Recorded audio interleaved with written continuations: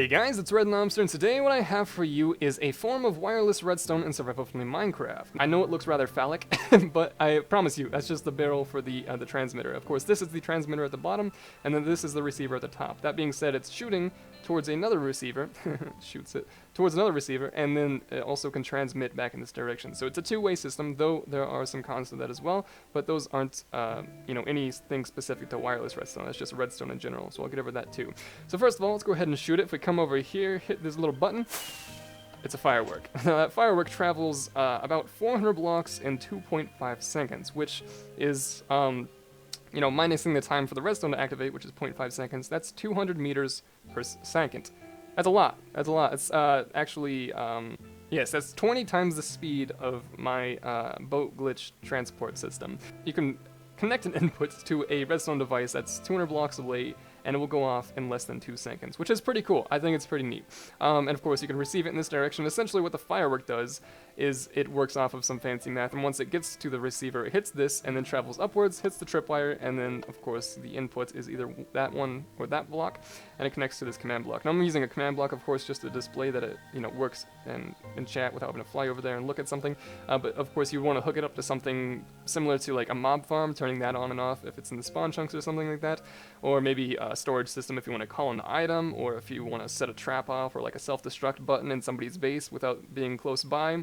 It's easy stuff. But I'll explain how this works. So first of all, we have fireworks, of course, and the firework is actually important. Oh, I had some. Look at that. It's a flight duration of 3. That's the important thing about the firework. Basically, if you want it to travel a less distance, you don't need a flight duration of 3. Say if you're traveling 200 blocks, which is actually probably the best way to build it, because if I'm going from that side, which that side over there has a, the receiver and a transmitter as well, but it's in the spawn chunks, that's why I can reach it. If I'm on that side, and I'm only in a video render distance of 18, I won't be able to render this. And, wireless redstone and redstone essentially works the same way. Basically, if it is going to an unrendered chunk, it won't work, because you can't, have entities and redstone and stuff work in an unrendered chunk unless you have chunk loaders and stuff. So, if we fly all the way over here and demonstrate that real quick,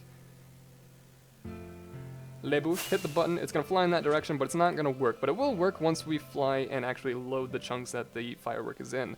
So basically, you can send messages back and forth and stuff like that, and inputs. As you can see, it worked at the bottom left, but the player won't get it until they actually load those chunks personally. So that's a way to mail, I guess. If you have it hooked up to houses on a server or something like that, they'll get the message or whatever it is, the input, once they actually get back to where the input is. So they still get it wirelessly and stuff like that. It just won't be universal until that person actually loads the chunk, or any person loads the chunk perhaps. But another thing to mention is that there's also an interference in the beginning, and I know I was going to explain how the fireworks work. I'll do that in a second. I just want to explain this while I'm here. So first of all, it just basically pushes some blocks out. Now, interference works just as it does in real life. Essentially, the firework will now be stopped by those slime blocks and no longer be able to activate the tripwire at that receiver, meaning that the connection between the two is completely stalemated. Now, I'm sure you can hook this up in some way where it's like a one-way thing, where this one can send that way, but that way can't send this way at maybe certain times of the day, or you can even hook that right up over that right there up to like a daylight sensor, and it only works at nighttime or something like that. I don't know why, but as you can see, the firework just doesn't do anything because it's hitting that slime block. Now, another reason the firework is traveling, horizontally at such an expansive speed is just due to how fireworks work naturally. It's not really a bug, it's just how they're calculated. So as you can see, if I throw a firework on the ground, it's going to go up, and then it's slowly going to go, not slowly, it's going to exponentially speed in a random horizontal direction. So that's basically what this mechanic is working off of. If you go ahead and check out the Minecraft wiki for fireworks, the firework Minecraft wiki, it actually explains it a little bit better towards the bottom about how you can make a firework using commands travel to the far lands, which is about 40,000 blocks in about 3 seconds. I'm not using commands here, of course, it's survival from the Minecraft, so not traveling that fast, but it's a very good example of how fast it can go, and that's what inspired me to build this in the first place. So basically what I'm doing is, instead of giving it a momentum on the y-axis first, meaning going straight up and then start going left, I'm immediately giving it a horizontal axis. And not only that, I'm giving it a horizontal speed and direction and momentum at 20 meters a second, because that's how fast a slime block pushes an entity. So it starts at a base speed of 20 meters per second and exponentially grows until it reaches that you know, it's not going to reach it now because the interference right there.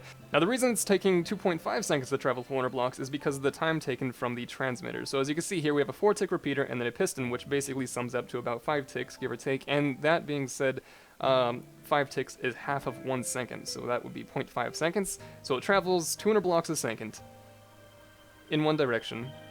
So 400 blocks is 2 seconds, and then half a second is added because of the input. So, for every 100 blocks you go, it'll only take 1 more second. Though it's limited to about 400 to 600 blocks because a firework only has a lifespan, you know, of about 5 seconds or so. It kind of depends on how the duration is. That's why it's important to make a flight duration of 3, which is done by basically making 3 gunpowder, a piece of paper, and then a firework star. It doesn't have to be, you know, a colorful firework star. It can just be an empty firework star.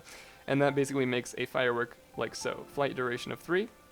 So it has the longest flight path possible of a firework, meaning you can travel the furthest distance with 1 firework. But of course, if you want to travel further distances, say if you have like chunk loaders that are loading the entity chunks and stuff like that to allow the firework to be rendered, even if the player isn't in those chunks or anything like that.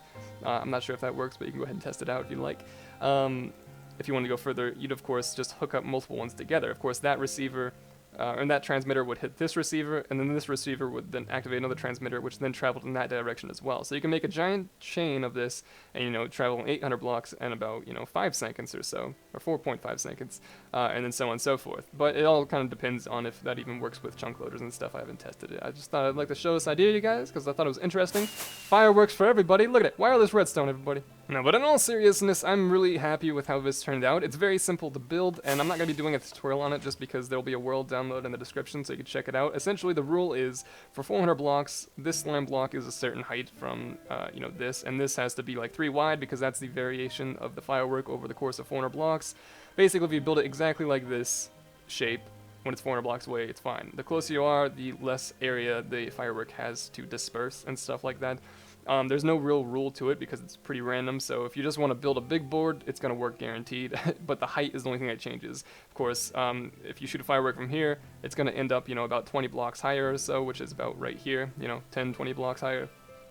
Now, an important thing, and the reason why it's important to have the flight duration of 3 is because if you had a flight duration of 2 and it hit right here, the wall slows down the firework immensely. It doesn't slow it down completely, but once it hits this, it has to slowly travel upwards, very drastically decreased in speed compared to what it does horizontally.